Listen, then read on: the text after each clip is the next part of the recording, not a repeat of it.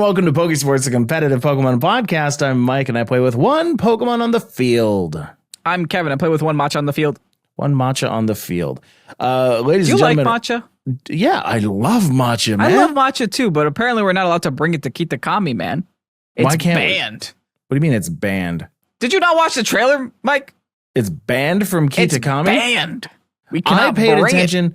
I paid attention to one thing and one thing only, and that was the copious amounts of death. Yes. Poltchageist. Spoiler. We got a new Pokemon, guys. Yes. Poltchageist kills people, is what I learned. Sucks their life force out through its little straw. Is that that what happened? We talked about this. We talked about this on the Preach as well, but I will say the ghost Pokemon have been given such carte blanche in the Pokemon world to just commit Get away with terrible a lot. things. They like ghost type Pokemon can commit more arson than fire type Pokemon. They commit felonies in the Pokemon lore. They kidnap. That is something to get the FBI involved, but they do it. Specifically children. I'm looking at you, Drifloon. We're looking at you, Driftblim, and we always will be looking at you, Driftblim. You're cute and you're terrifying. Welcome to Pokésports, a competitive Pokemon podcast. We are a day late, and we apologize for all of you good old first dayers out there. And if you are a first dayer, we appreciate the heck out of you. People reminded us that we were late before we remembered that we were late. That's what I found really funny. It's like, oh, yeah, that's right. We didn't do it yesterday. I love it when I wake up in the morning to messages of like, where's the podcast? And I'm like, what? Oh, we have expectations? No. I'm still trying to like catch my Pokemon from Pokemon Sleep the night before. And like, I'm just getting like ding after ding. I'm like, what? But no, thank you. Thank you for the people who are on top of that. Hopefully this episode comes out in a time we matter tomorrow. Keep us accountable. Keep us accountable. The thing about that, we had to push it because I was in Chicago for the past 3 days at an esports tournament, or not an esports tournament, an esports convention or conference. That's the word. Speaking with other industry professionals, because that's what I am now, an industry professional. I put on a top hat and I act my way into the top. If you want to hear about Mike's experience with deep dish pizza, listen on the Preach. Oh, I had such an experience with deep dish pizza, and I talked all about it at length on the Preach.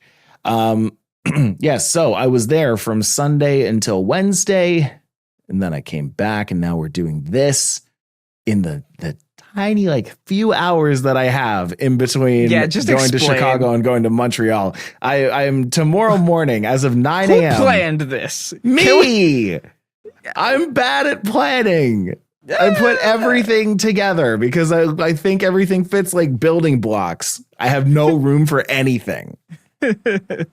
Except I make room for Pikmin for some reason. I played so much Pikmin 4 today, dude. I'm at the final boss. I had to stop it so that I could come here and do this podcast. But like I'm staring it down. You'll right finish now. it on the plane to Montreal. I'm not going on a plane to Montreal. I'm going on a 6-hour drive. Even more time to finish Pikmin. I'm not going to be driving though, thankfully. Yeah, that's what I meant. Yeah, I'll just be sitting down. That's your party. You don't drive. Yeah, I'm going to my my bachelor party for the next 4 days. So yeah, there is that. Meanwhile, Pokemon has not been slowing down. We heard some rumors too that there might be some kind of news dropping on the 23rd, and that news was Poltchageist. Poltchageist, the matcha Pokemon, which had differing reviews for many different reasons. Some people, they were less than enthused. Some people were happy to see a new Pokemon. Personally, I like it. I'm of that camp. I love seeing a new Pokemon. I think it's cute.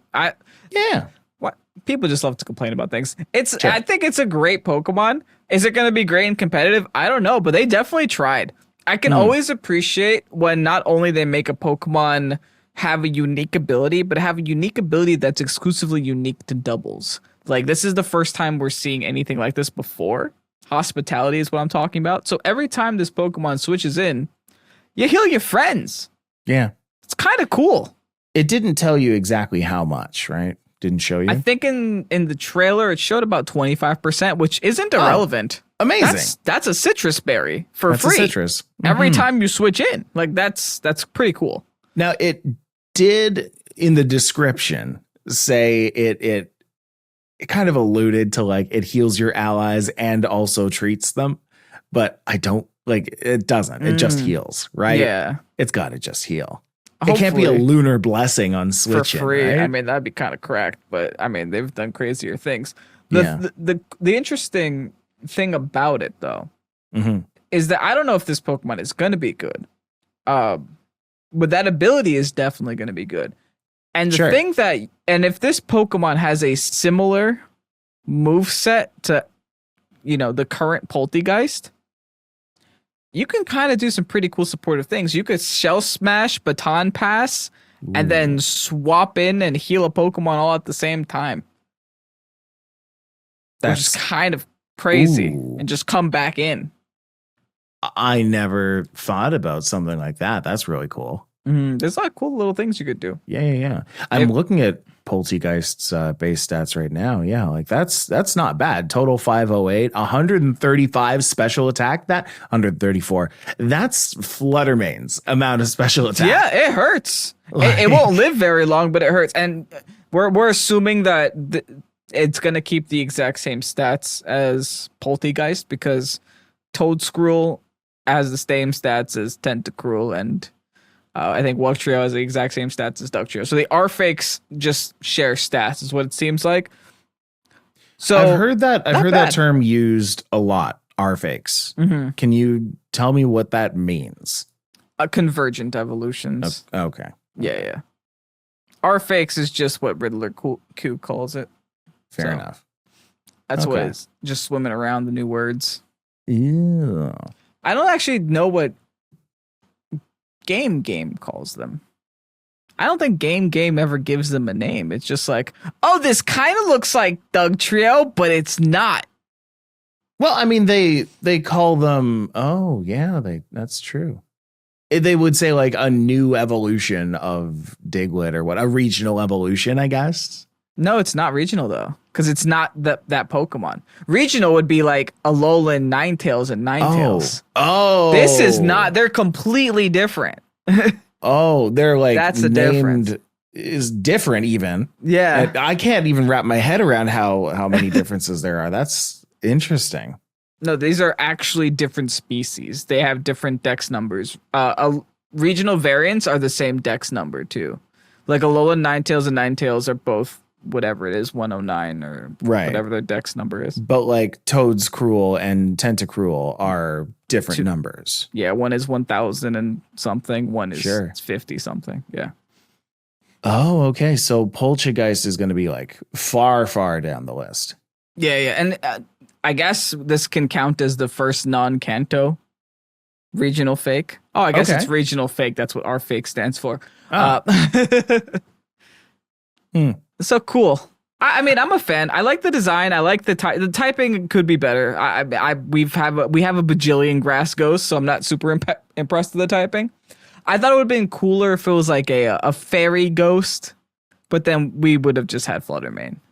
Yeah, I'm just looking at the list of other ghost grass type Pokemon. You've got Gourgeist and Phantump, Pumpkaboo, and Trevenant. Brambleghast, yeah. Trevenant. Yeah, we got a lot of them. Yeah, true. So it's there was what's his name too? Anchorman. Delmise. It's an okay typing, like but it's not horrible. It's not great. It's middle of the road. Like it works. Yeah.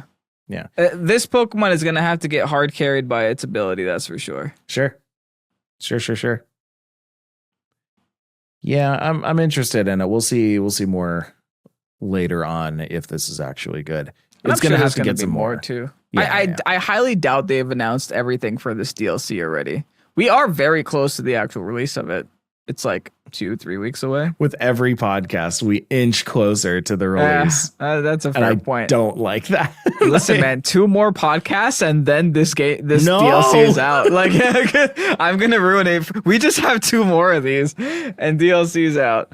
Oh gosh, no, I don't want to. I do. I'm really excited for it, but oh my gosh, I'm not ready for that level of commitment. Get through your bachelor party first. It's fine. Yeah, that's it. I just have to get through that first. Then you can commit to YouTube for like 2 weeks.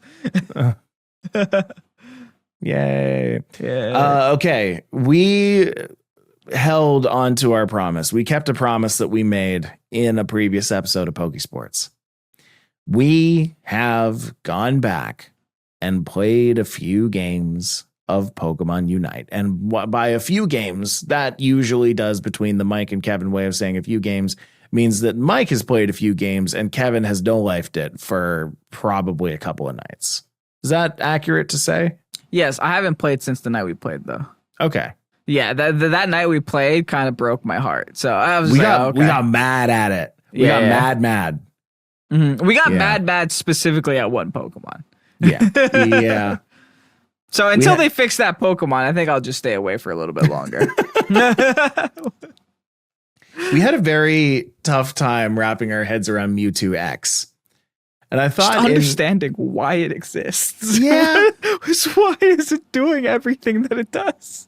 And I thought in the style that we used to do, that I would go through Mewtwo X and just give you the little rundown on that. Because we found ourselves so many times going like, what does this thing do? Why is this thing just running around and destroying everything? How am I half a mile away from it and then suddenly I'm in front of it even though I didn't ask to be here? I didn't consent to be put in this place.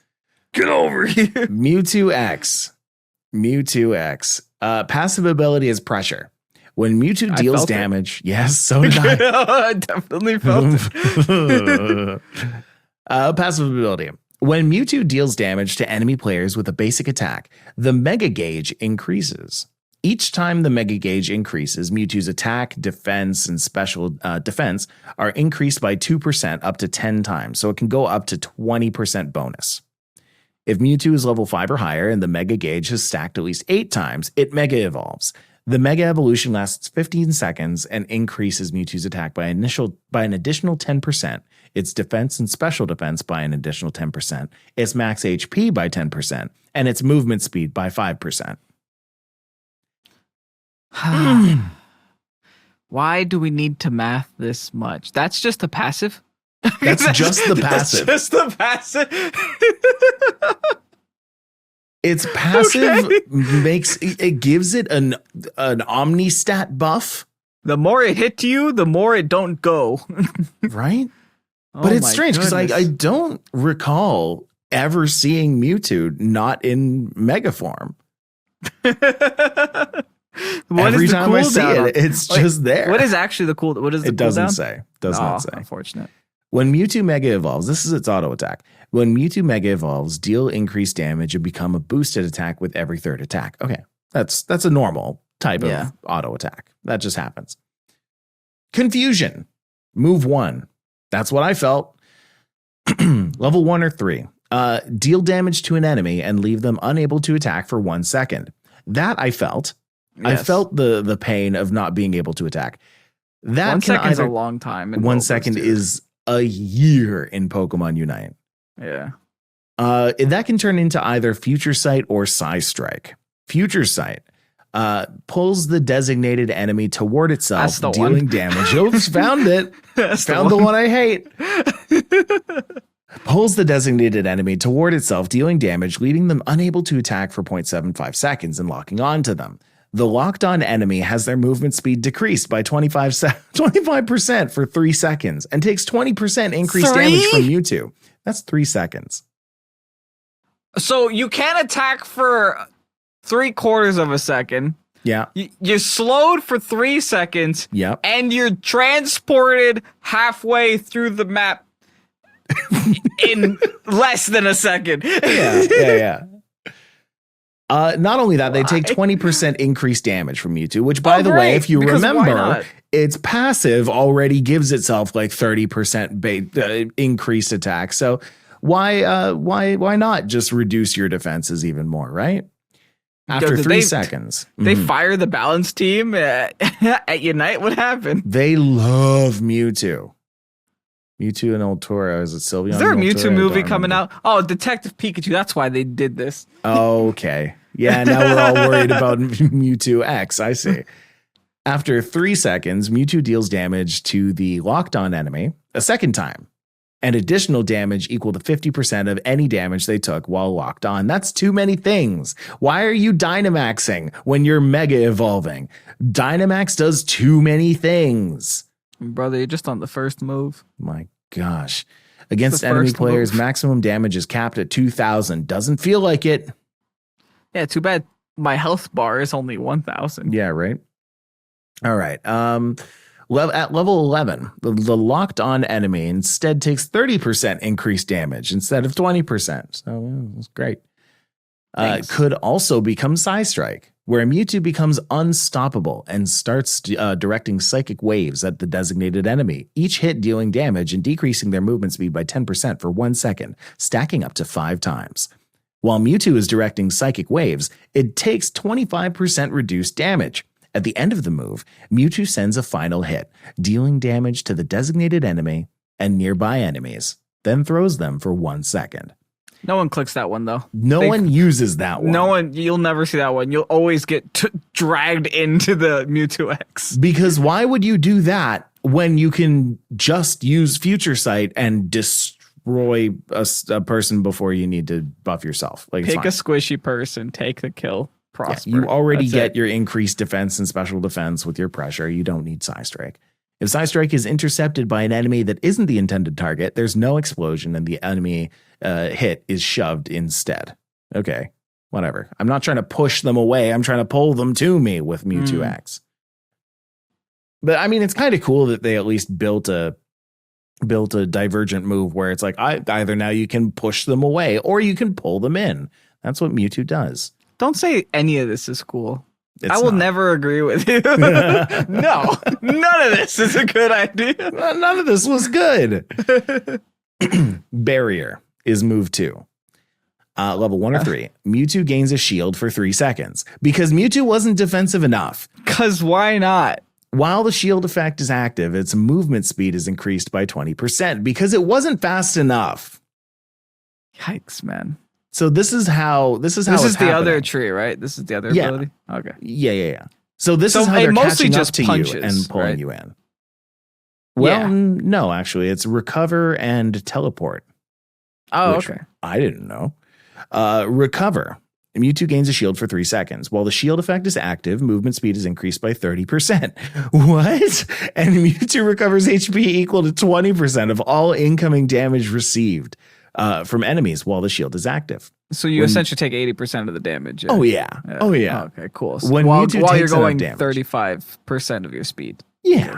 Why not? Because why not? When Mewtwo takes enough damage for the shield effect to be removed, all of the user's move cooldowns are reduced by 30% of their current cooldown, and the Mega Gauge increases twice.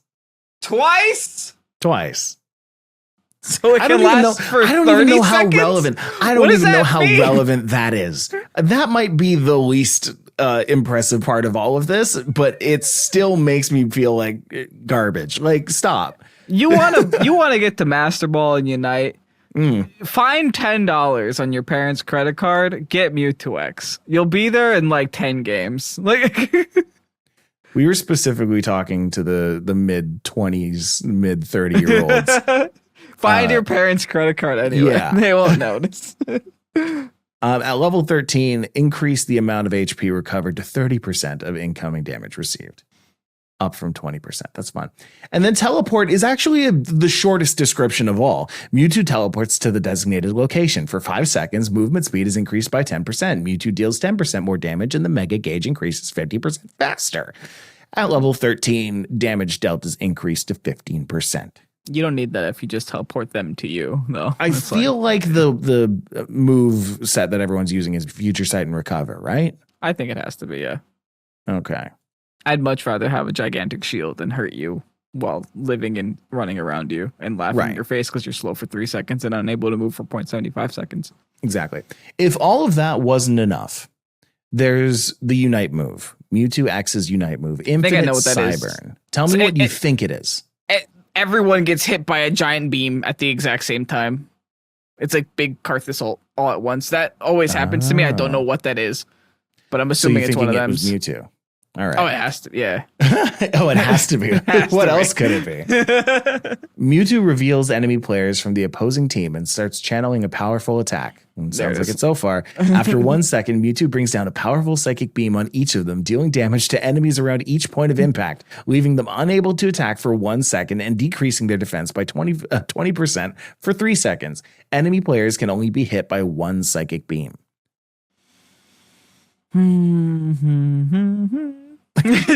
Just in case you couldn't escape. He just hits you now. It's just like, boom.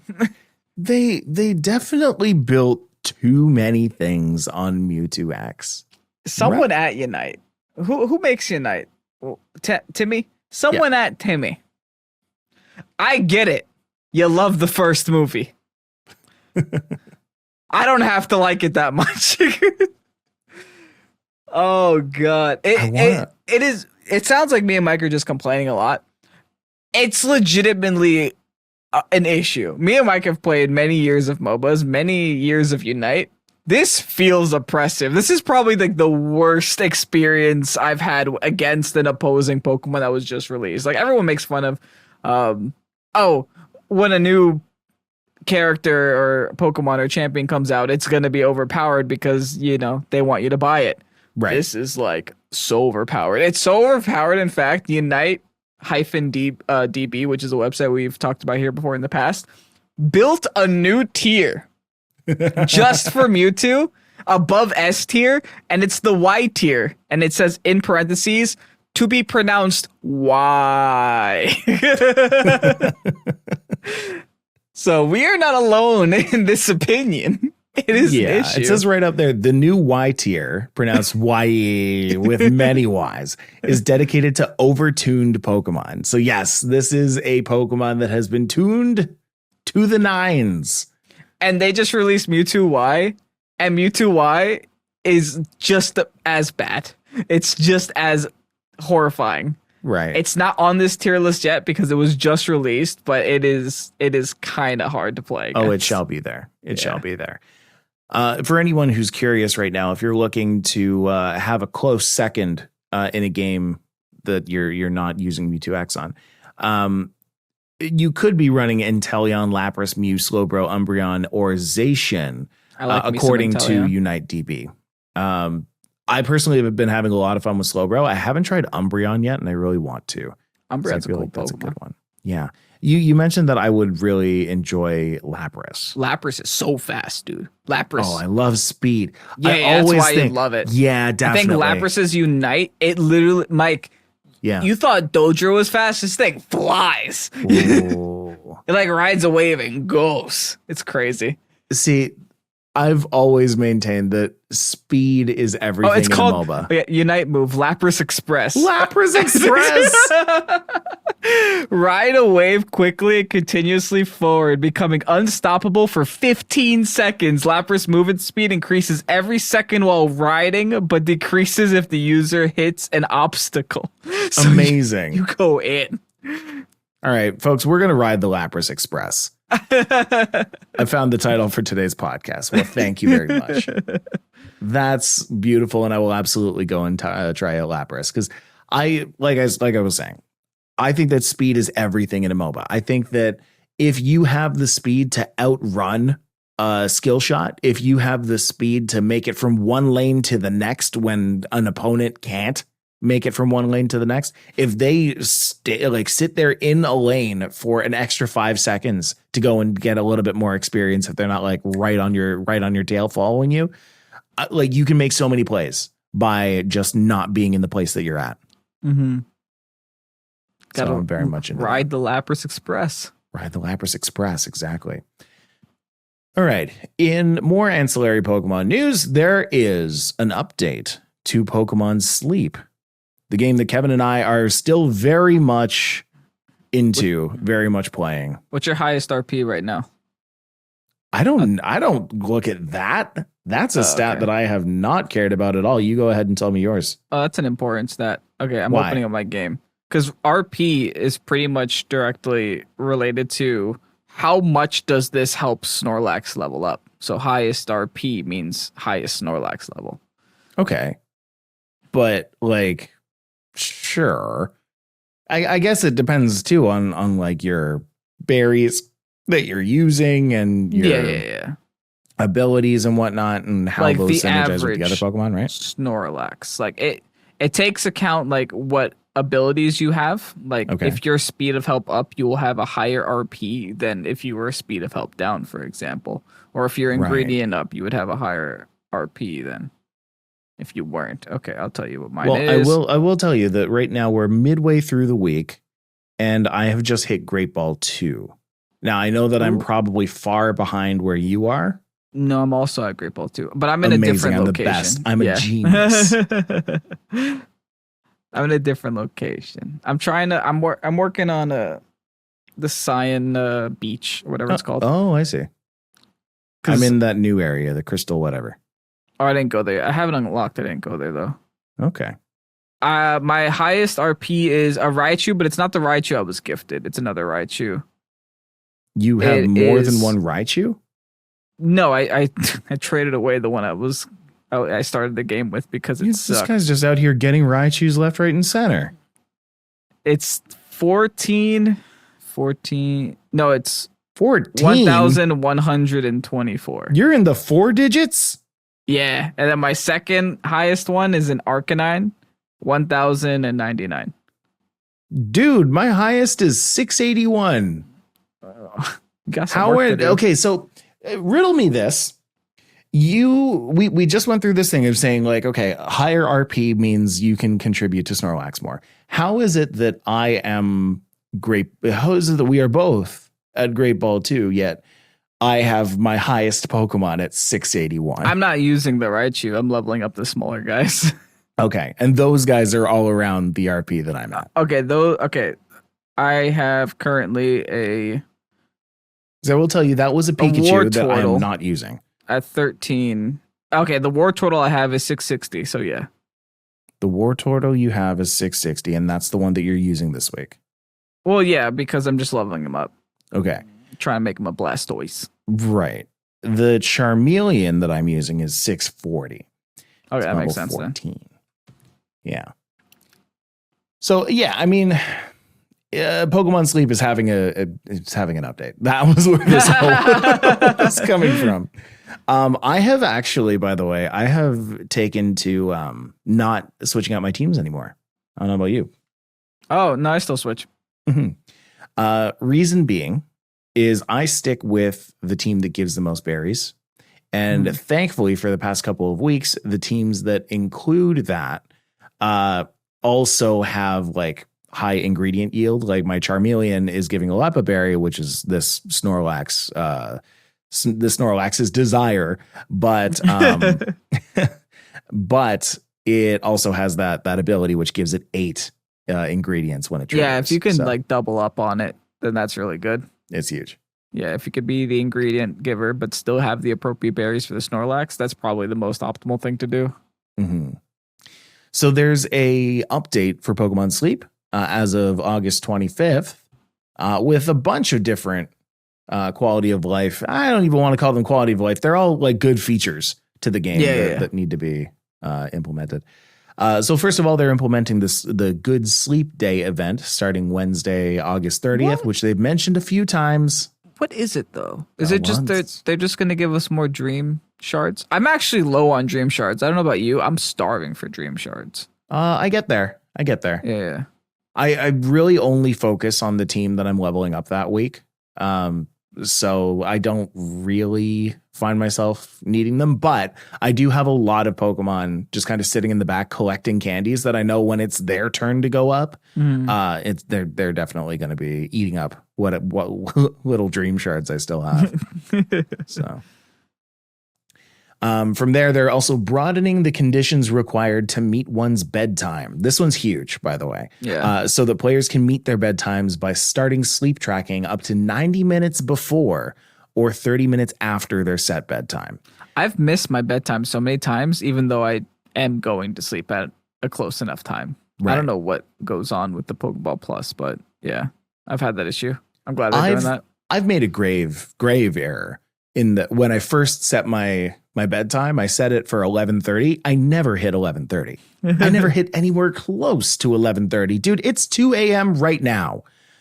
So you click the Pokeball Plus and you leave it in the room while your wife is sleeping. That's what I am currently doing. That's probably the right thing to do, I guess. I keep forgetting to hit that button. Oh, okay. I would probably remember to hit the button if I had a window of 10 p.m. to midnight to actually go a and 90-minute window. Yeah. Yeah. Well, you can do up to 30 minutes after as well. So you can do a full 2 hours. 2 hours. That's really good then. Mm-hmm. They're implementing night mode for the loading screen. I thought they already did. I thought that was like the dark blue one, but okay. Adjustments to graphic quality settings to include 4 levels. That's good for people who are using their phone for the sleep mode. If you're waking up in the morning and you're spending as much time as I am trying to catch things and level things up and doing all the housekeeping that you have to do in Pokemon Sleep, having the low graphic settings to like really give your phone that break first thing in the morning so you don't end up at like 89% by the time you're done. It's pretty good. It's a hefty game and it chugs, man. Sometimes it struggles, but I'm also using an iPhone XR, so it's hard to tell. In the past, it's hard to tell which is my phone and which is the app. You bought that when it was cheap, and you rode that thing until the wheels are. This was purchased refurbished, by the way. That's what the R is for. It's not. Adjustments to the research community. So the player is returned to the same scroll location when they look at a friend's research and they return to the research community screen. I feel like they could have probably written that a little differently than the way they did, but cool. You fixed something. You noticed a very specific problem and you fixed it. So good. I don't know about you, but I'm at the point in the friends list where I'm getting like 7 candies a day now. I'm like, yes, thank you. Everyone's really friendly. I'm glad that there are a lot of people who are as committed to this process as I am. Yeah. I've been getting quite a few candies these days, so that's good. Hopefully, I've been able to help those people as well. You know, it does work both ways in this game, so that's great. That's fair. Decreasing the amount of data for new users to download when they register is good for new people. Mm-hmm. And then adding a function that notifies the player on the home screen when a good camp ticket's effects have ended. Have you experienced a good camp yet? Because I have. Oh, yeah. It's really good. It's like. I have one going right now. Oh, I don't have one going right now. That might be why. I see. Well, we found it. Now everything makes sense. Yeah. This is why I am on Great Ball too. Yeah. Sleep tracking changes too. They've made adjustments to make it possible to conduct sleep research even when damage to the sleep data causes sleep tracking to fail. That's huge for me. I stopped using. Yes, I did. I stopped using the Pokemon Go Plus for a little while. For sleep anyway. I still use it for Pokemon Go all the time, but for Pokemon Sleep, I stopped using it because there was one day where I was so gung-ho on it. It's like the beginning of the week. I was like, yeah, I'm going to have perfect sleep days every single time. And like, it wasn't a click the thing and put it away somewhere kind of thing. This was like me going to sleep and me tracking this properly. Yeah. I wake up the next morning, I go and sync it, and it's like, oh, sorry, we lost 3 hours worth of sleep data. So, well, where did it go? Well, but where did it go? So after that, I was like, yeah, my phone never has that problem. So I decided to just kind of stick with that. But if they're fixing this, that's great too. Good sign. Thanks. Means I don't have to keep my phone beside my head anymore. I like when games update things. Isn't that nice? This game has had more updates than Scarlet and Violet already. We're on 1.0.6. Scarlet and Violet is on 1.0.2. No. Something like that. That's what it feels like. They fixed Zoroark a couple times. That's all I remember. They love those Zoroark fixes. They were very I don't even think it was the fact that they did it. It was the fact that they were so vocal about it. we're fixing a bug where Zoroark, blah, blah, blah, blah, blah, blah. Like they really put out those patch notes about Zoroark the whole time, huh? That's fine. It's fine. And then some more sleep tracking stuff, some more power saving stuff. This is like longer than I probably wanted to talk on Pokemon Sleep, but I'm happy that they are updating that as regularly as they are. I think it is important to, get this app going if you want a proper sleep tracker. Because right now people are kind of picking up on the fact that Pokemon Go or Pokemon Sleep is like a less entertaining Pokemon game and a less functional sleep tracker. But the fact that it's both of those things makes it better than both somehow. Yeah. So they're just trying to make it better from both perspectives. Go for it. Exactly. All right. And then next up, we've got some tournament news. As of August 23rd, registrations have opened up for Peoria, Illinois, this year's Peoria Regionals. However, it looks like VGC is capped. I don't know what's happening, man. And a lot of players are vocal about this. Yeah. We had coming out of like a very strong VGC year where we were getting like 800 players, 700 players, 650 players. We were getting so many players to the point where the CP caps were raised this season, as they should be, because we do have more players. CP caps should be raised and points should be adjusted. This isn't 2010 anymore. These numbers don't work. But then they went ahead and just capped us at 400 for the first two tournaments of the season. Right. What's happening here? What's the point of a higher CP cap if you're going to cap the actual game? I love that everything is summarized so well in just a meme. Pengy went and tweeted out something from a user named Craig is Swell. And it's one of those like Gru memes from Despicable Me where, he has the big piece of paper and it's like, oh, it's this. And then it's something weird and he looks at it. He's like, what? So what it says is, this season, the top 256 players can get points if there are more than 512 total players. Wow, amazing. What big applause. Yay. Mm-hmm. If my soundboard was working, then I would absolutely have the applause going right now. Yeah, woo. At that, and then at the next frame, the first tournament's capped at 400 players. You can't hit the 512 cap there. Barcelona special event capped at 350 players, huh? Second tournament capped at 300 players, huh? This is ridiculous. What? This is back to like pandemic Sword and Shield. Like we're getting capped out at 300.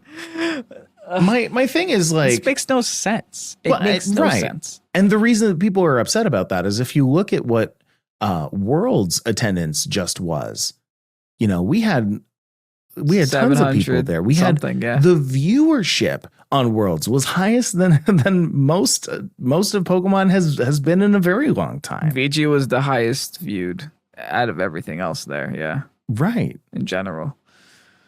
I mean, it's the demand is there. What bothers me also is over. I'm not sure if it's overload, but the tournament organizers tweeted out, we will be opening more spots as soon as we're confirmed for more Hori docs. Is that really the only thing that's stopping us? Let me bring my own doc, dude. I will bring it. Okay, well, that actually changes things a little bit for me. Because if this is an equipment issue, sure. But the equipment exists. We know it's there. I mean, maybe something happened to it. Did something happen to it? It makes me think that it sank on the Pokemon cruise. I don't know. It's still in Japan. Is it still in transit? I don't know. Has something happened? I wish that they would be vocal about that kind of sort of thing. Because if they had, 700-800 docs in the last tournament and then they don't for this one, that kind of raises some red flags for me. But yeah, at that point, just be transparent. I guess our esport does require the most equipment out of all the other ones. Sure. But still, man, you can't just bring your own Hori dock. We have to bring our own Switch.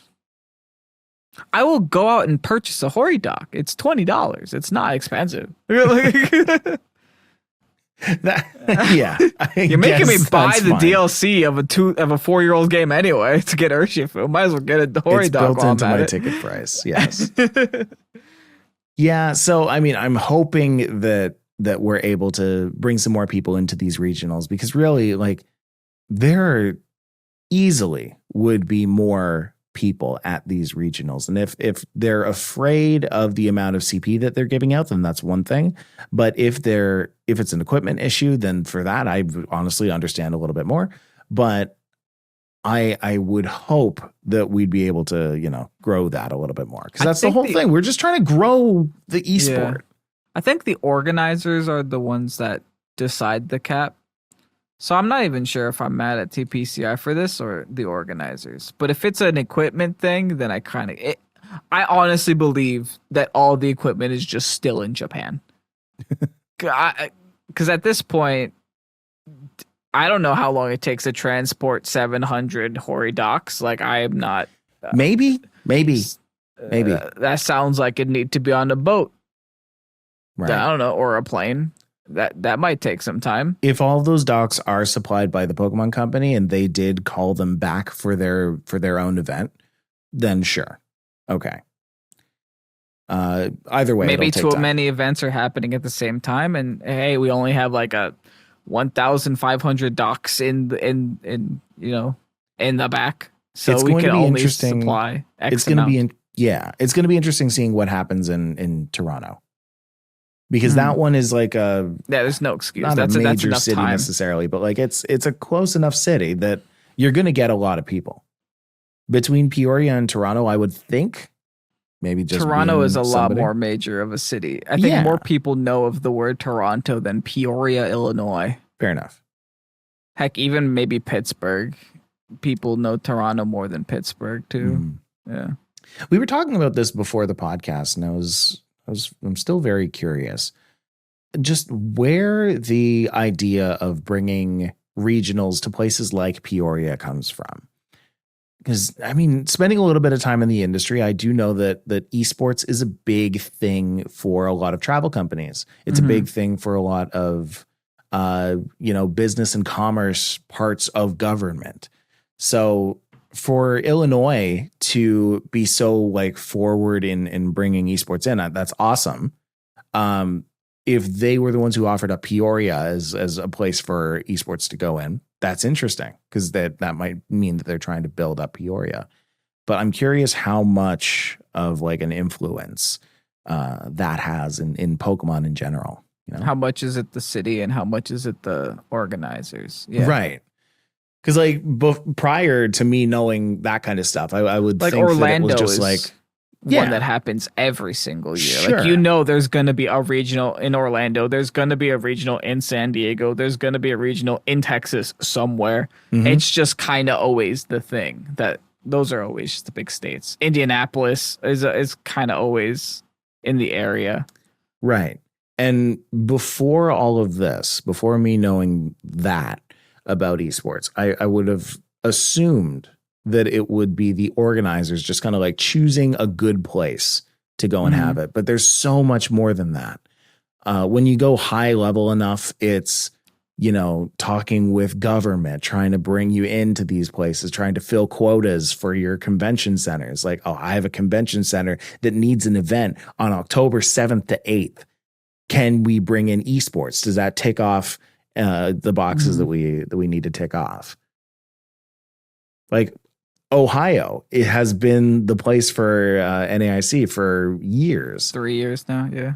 And it's definitely, to me, a partnership with Ohio as a state and Pokemon as an organization. Yeah. But at that point, International Challenges is TPCI taking care of it. So I would believe that is a partnership versus like Overload events taking care of it or Day 2 events taking care of it. Yeah. It seems like a little different there. Yeah. At that point, that's the events partner, and the events partner is hired by the TPCI to go and bring here's that a in. good. Even through that, it goes a step below that when you get into like the AV partner. It's not Overload bringing in all of their stuff. It's they rent it out. Yeah. people that Overload are bringing in that go and set all that stuff up.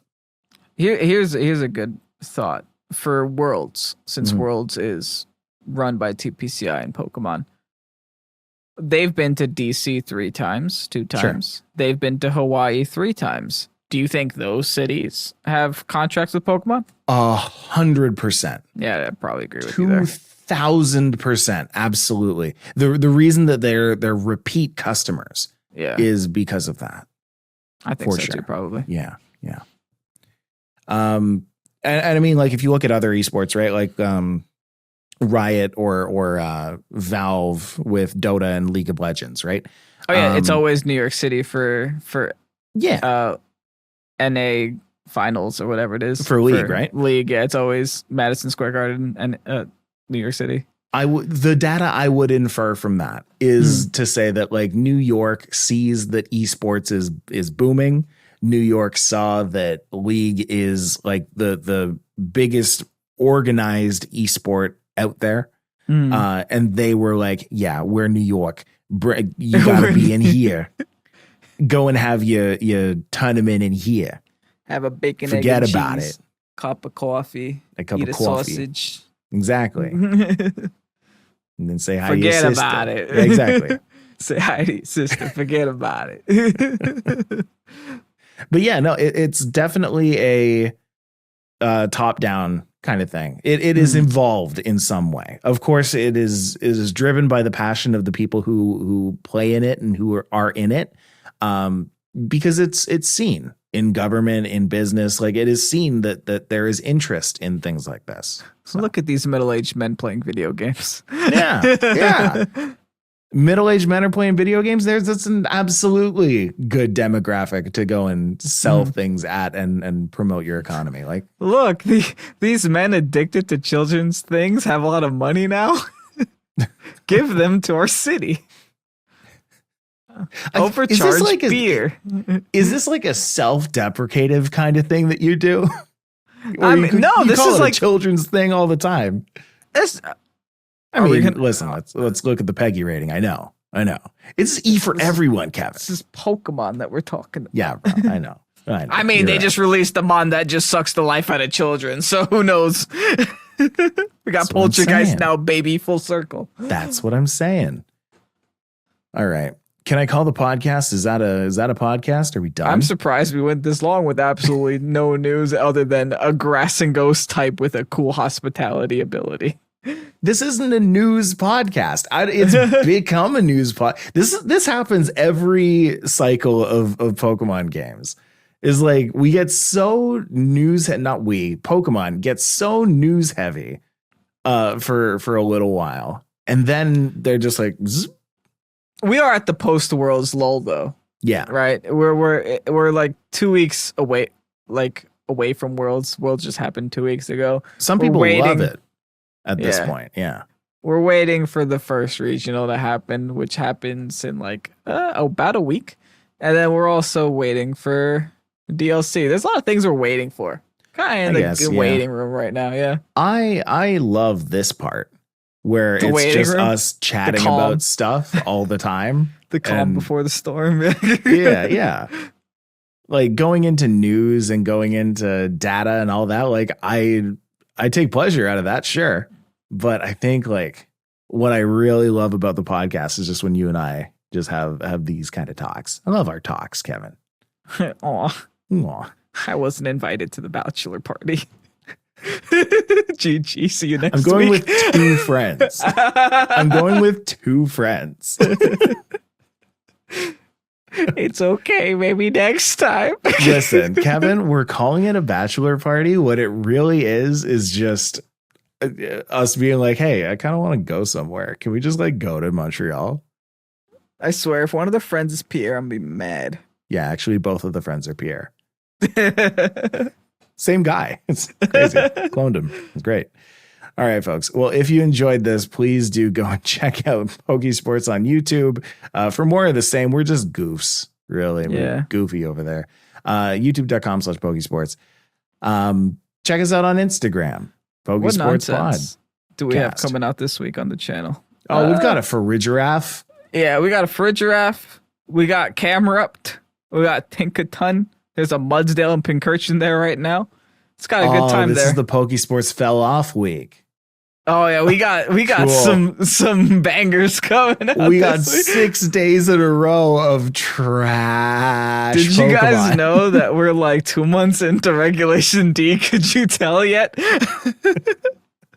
They're not trash Pokemon. They're trash tier Pokemon. We make it work. We do. All right. Anyway, folks, thanks so much for listening, and we'll see you next week. Next week, we're going to be doing both the question of the day today and the question of the day last week, because, of course, we didn't have the time for it. Thanks a lot. I'm going to go edit this and upload it and maybe sleep. I don't know if I'm lucky. Good luck. See ya. Sleep in the car. Bye-bye.